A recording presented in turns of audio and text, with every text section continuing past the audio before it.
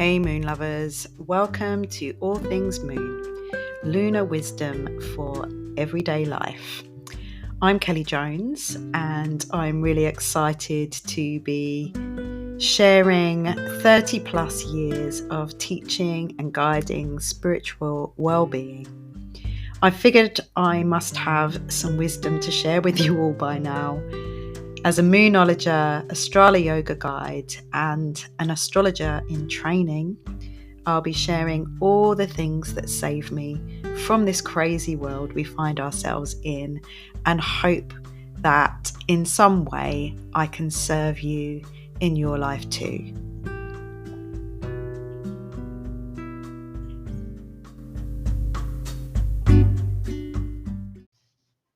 Hey Moon Lovers, I'm back. I'm Kelly Jones. This is All Things Moon podcast, lunar wisdom for everyday life. And if you're watching me on YouTube, you will see that I have a little crystal tiara on my head. And this is a new creation of my friend Sue Cook, and myself. Sue is a homeopath, an amazing homeopath, and she also helps she works with neurodevelopment and brains, but her other talent is in making things, and she makes crystal jewelry. And at my moon ceremonies, so every new moon and every full moon, I hold an online ceremony, and I always don this crystal tiara that has a little moon on it. And I really fancied getting myself a new one. So when I wear that, it's kind of like it's part of my ritual. That it's the last thing I do before I start my ceremony is put my crystal tiara on my head, and then I feel in the zone. So it's, that I'm ready to talk to everybody and hold space, basically. But anyway, my friend Sue and I are making crystal tiaras, or the name is going to be Moon Goddess Crystal Crowns. So we are normalizing crown wearing tiaras for everyday life. So the idea is, and this is why it taps in with Aquarius season that we're in. And as I did broach the subject in the last podcast about Pluto moving into Aquarius for the first time in 248 years. And we have coming up on the 9th of February a new moon in Aquarius. So there's lots of action going on in Aquarius right now.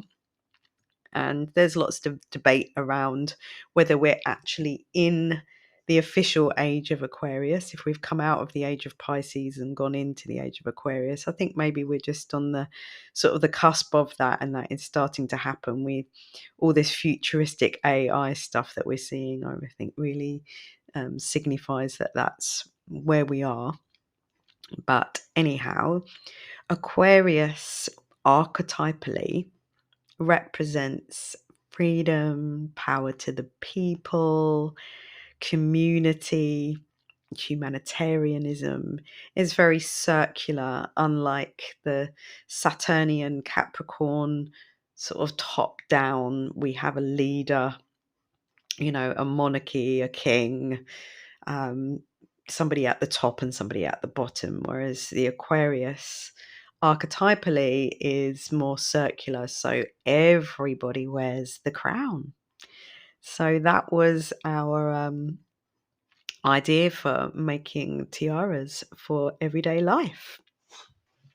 So if you come to my YouTube channel, Kelly Jones, All Things Moon, then you will be able to see my lovely little crystal tiara that I actually made this one that's sitting on my head now. We've got 7 prototypes at the moment, and we went out for pizza wearing our crystal tiaras, which was rather fun. And yes, I did a yoga session this morning with this on my head. It was really handy for keeping my hair out of my face, and it stayed on the whole time, although I didn't try any headstands. So, okay, so today is the 1st of February. So, any of you who follow any of my witchy woo friends out there will know that it is, again, debate around how to pronounce this. It's spelt Imbolc, but Imbolc and I think Imbolg is another way of saying it. But anyway, it's a pagan Sabbath. It's a seasonal time of the year. So I have a moon calendar behind me, and that shows you all the seasons and the different festivals and time to celebrate. So I'm just going to say Imbolc because that's the way that it's spelt. I'm sure there'll be people out there who will be correcting me. But, it's a word. And it's Aquarius season, so we're doing individualism and, I can be myself. You do you, I'll do me. That really is an Aquarian theme. Okay, so Imbolc is the halfway point between the winter solstice and the spring equinox. So it's the first sparks of spring. And if you've been listening to my podcast, or if you know me, you know that I am a part-time gardener with my partner, Tom. And yesterday there were definitely the first signs of spring. So we have snowdrops and some crocus and some daffodil coming out. Lots and lots and lots of bulbs coming up. So we had to be super careful when we were doing any weeding to not damage any of those bulbs popping out. And if you think they're just coming out of the darkness, so it's the first crack of light coming in, which also tunes in with this Aquarius theme, because just around the time of the new moon, we also have Chiron and the North Node are going to be meeting. And Chiron is the wounded healer. So I have finally, if you heard my story about my Moonology diary and how I gave them all away as Christmas presents and didn't leave myself one, I had bought myself one early and then bought some more and then realised I'd given them all away as gifts. I finally managed to source a Moonology diary for myself. And I was just looking at it before I came on here, and it's funny because I've got this written down in my notes and it is also in here. So it's come up twice. So it must be a sign that I need to tell you that the Rumi quote, "The crack is where the light gets in," is very, very appropriate in referring to Chiron and the North Node meeting at the same time as a supermoon in Aquarius. So the North Node is all about taking risks that support our growth. And if you add in the wounded healer to that, so you're basically, it's that crack where the light gets in, and you're going to need to push out of your comfort zone, just like the bulbs are pushing out of their comfort zone where they've been in the earth in the winter, hibernating, doing their thing underneath, and they're just pushing up out of the comfort zone. It's still a little bit cold out there, so it was some of the plants yesterday that I was tending to. I said to Tom, "Oh gosh, this this plant is freezing, he's shivering. He was really shivering in the cold wind. But, it's that pushing out of the comfort zone, getting out of your cozy pajamas and getting outside to get some fresh air and to start, connecting with the world again, coming out of hibernation. So, with all these things in mind, my best friend, Jackie Taylor, who is the pro age coach, some of you might know her from In the Glow Face Yoga.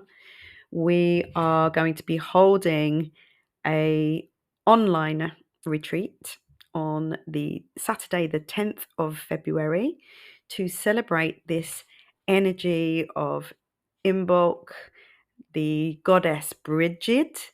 So Bridget is the Celtic goddess of spring, basically. She's the Irish goddess of spring. Let me see if I've got a little bit more I can tell you about the goddess Bridget. Just looking at my notes here. So let me just find for you. Sorry, I am scrolling on my laptop here. Okay, so we're going to be embracing the energy of Bridget, and we will be I'll be talking about the new moon in a bit more depth, and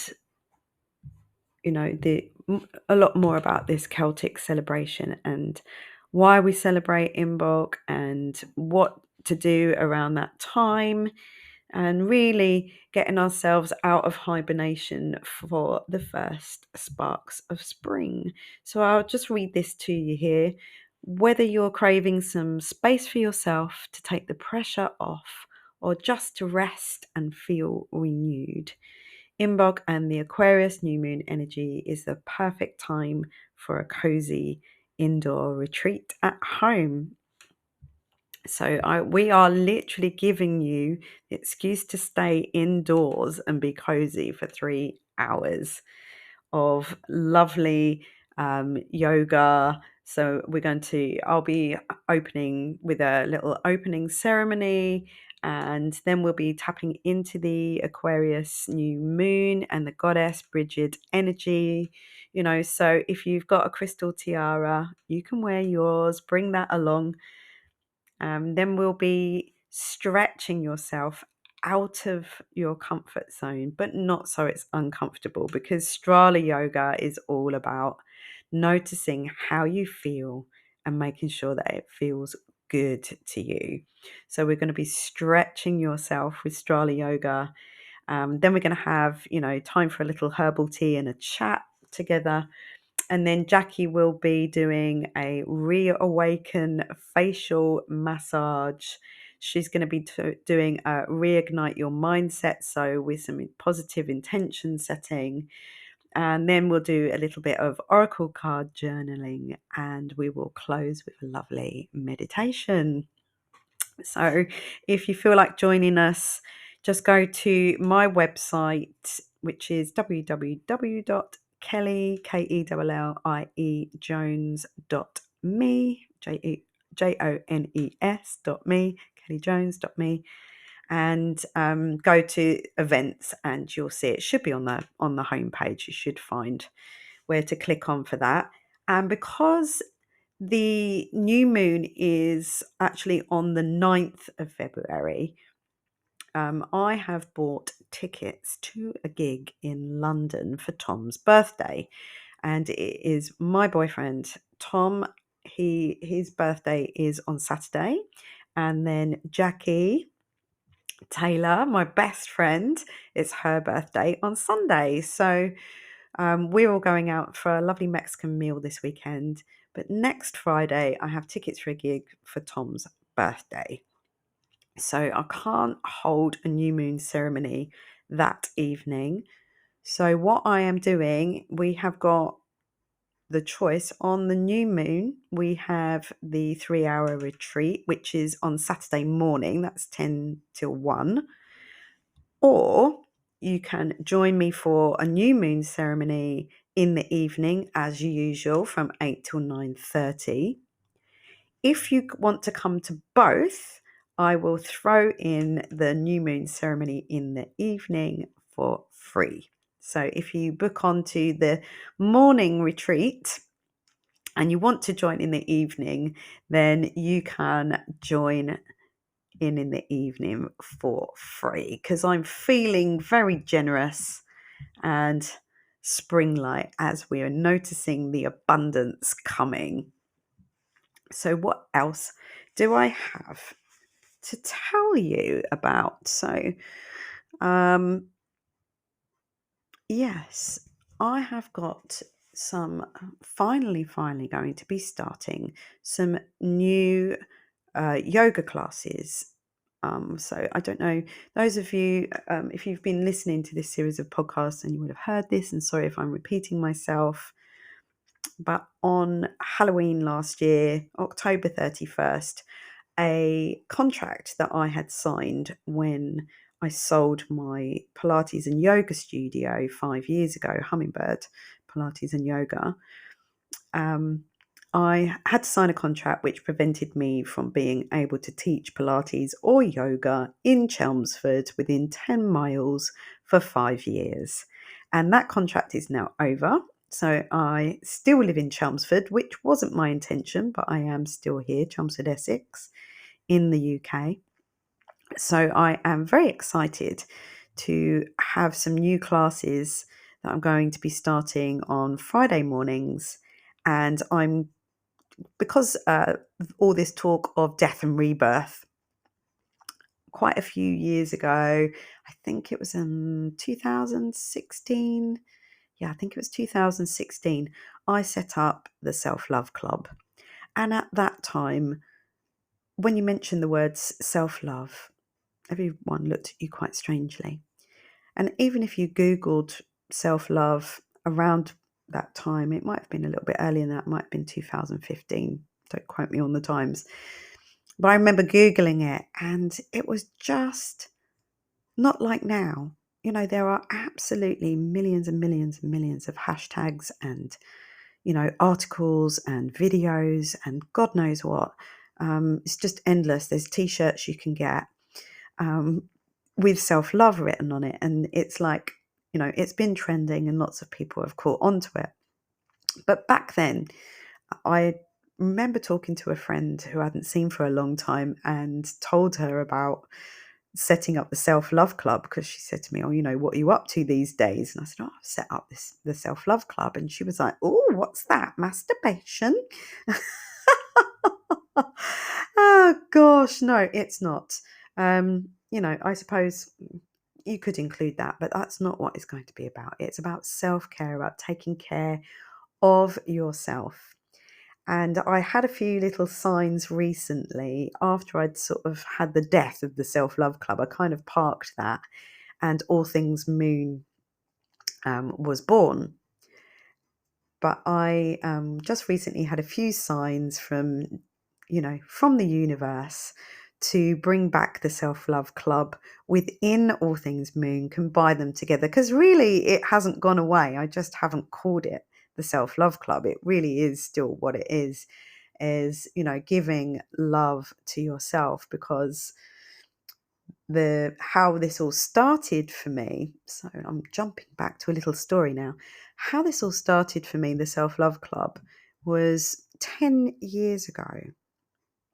My beautiful cat Sweep of 14 years passed away, and I was absolutely heartbroken. He was my soulmate. He was my dependable, solid companion who I could rely on when I couldn't rely on people, and I lost him. And so I was so devastated. I had real bad trouble sleeping, and I was awake at 4 o'clock in the morning, scrolling through Facebook because there was nothing else to do at 4 o'clock in the morning. And a guy that I knew who was in a real hardcore heavy metal band was online too, and he'd posted up a song, And it's a song by a band called Alter Bridge. And I can't actually remember what the song's called, but the line from the song was, how can you love someone and not yourself? So how can you love someone and not yourself? And the words, the lyrics in this song, I've got them written down somewhere, but I'm not going to start scrolling around trying to find them. So maybe I'll come back on another time and read out the lyrics to this song. But it was as though my cat Sweep, if he could be channeling a message to me through a song in the middle of the night, then that was it.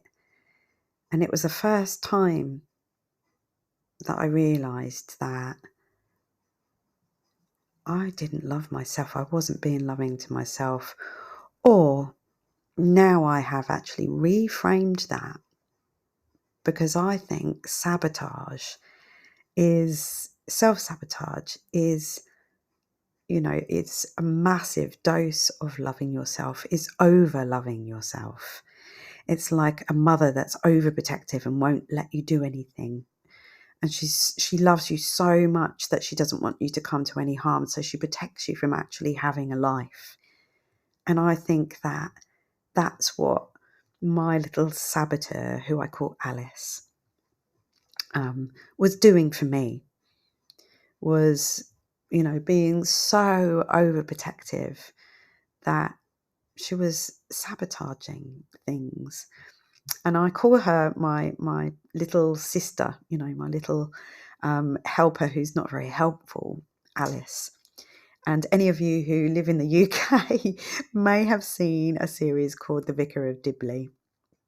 And the Vicar of Dibley has an assistant called Alice who's really a bit dim. And she was, one of those ones who's overly helpful, to the point of actually making a mess of it. Or like when my little nieces, when I would get them, they want to help you clean the house, but they end up making more of a mess. When they want to brush your hair and end up making it more tangled. That's kind of how I describe our little self-saboteur in there, who's trying to protect you but is really making a bit of a mess of it for you. So that's how the Self-Love Club was born. And it was around that time, it was definitely around that time when my cat was poorly, that I came across Tiaras Styles, who I train with in Strala Yoga. And I really, really, really wanted to do her intensive training in London. And, secretly deep down inside, what I really wanted to do was go to New York to do it. But seeing as I live in the UK, going to London was obviously more achievable. And come round to that time when she was in London to do the Strala Yoga intensive in London, one, I really hadn't manifested enough money to go and do it. But two, I'd also taken myself to have a Buddhist blessing. I went and did a meditation in a Buddhist temple and I had a blessing. And when I came outside and went to get in the car, I put my neck out. So I didn't feel very blessed at the time. But, the universe has always got a way of giving you what you need, even if it's not feeling like what you want at the time. Just having a sip of my tea. And so what I found myself doing instead is that Tara was promoting a book that she'd written called Make Your Own Rules Diet. And it's not about dieting at all, but it is about making your own rules with what you eat, how you treat yourself, how you do yoga. And so I believe that was at Alternatives in London, in Piccadilly, St James's Church. And that was £12 and I could afford that. So I took my poorly neck, I took a night off of teaching advanced Pilates and took myself up to London to listen to her talk. And that's when I bought her book. And it's the first time I met her because I got her to sign my book for me. And on the way home, I was started to read it straight away. And I saw something about sensitizing to yourself. And, that also made me realize that I'd been sensitizing to everybody except myself. I'm a strong empath and been teaching classes in close proximity to people with their problems for such a long time, and surrounded by other people's energy who, basically come and take your good energy away from you, that I'd sort of lost myself in all of that. So that's when I got my self-love plan underway. I started that hashtag.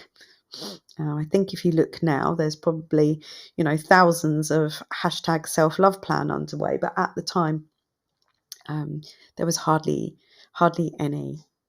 So that is having a little rebirth on a Friday morning in Chelmsford. So we're going to be doing a 45 minutes to an hour of Strala yoga, self-love yoga as I like to call it. And then we'll be grabbing a cup of tea or coffee from the Cheerful Chai Cafe, because the classes are at a place called Angel Pavilion on Broomfield Road in Chelmsford, which is behind the Angel pub. So I love that it's Cheerful Chai and Angels. And we'll be then going back into the studio and doing a little bit of journaling. And obviously I will be pulling an oracle card and talking about the moon.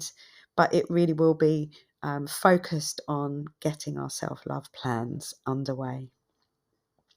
So all very exciting stuff. A few little stories for you there. So just to finish off, back to this new moon energy. So, that Imbolc is basically after months of turning inwards, that hibernation time, that rest time. A new moon is always a time for resting. You've got the dark moon the night before. But life is beginning to stir again out there. So spiritually, this is a time of new life coming into manifestation. New moons are a perfect time for manifesting, for writing down your wishes and desires, for planting seeds. So we may only be seeing the tiniest hints of life above the surface, but things are really beginning to stir in the darkness. So we still got, the dark sort of longer evenings, but the days are getting longer again now, I'm noticing. So just like nature is beginning to awaken after its dormant period, we are also reawakening, with new dreams and exciting new plans. And I don't know about anybody else, but, I had a few things that I really wanted to get on with, but January always seems to be a false start. And nothing really, really gets going until around March time. But we can, sow the seeds and do the groundwork and get the ground ready for when spring really, really arrives during this time of February. So the Aquarius energy, they're very, it's all about friendship. So friend groups and communities are really important to Aquarius, to the Aquarius archetype. It's like that brotherhood of man, group activities, social pursuits, group projects, trying something new. They're always a little bit way out there and a bit different, Aquarius.